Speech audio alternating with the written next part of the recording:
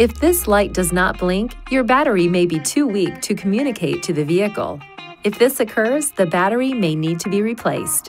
Replacing the battery in your intelligent key can be simple if you follow this procedure.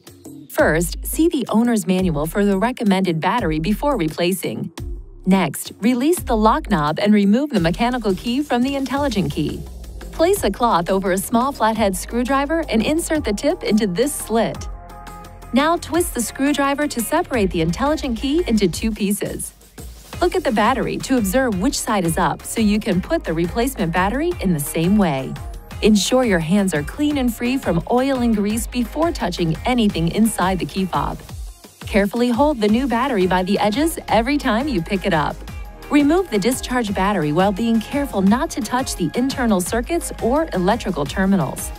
Gently place the new battery into the intelligent key with the negative side oriented in the same direction you noted during removal.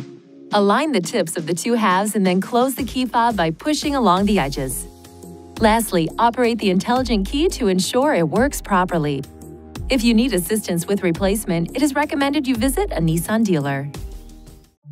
Please see your owner's manual for important safety information, system limitations, and additional operating and feature information.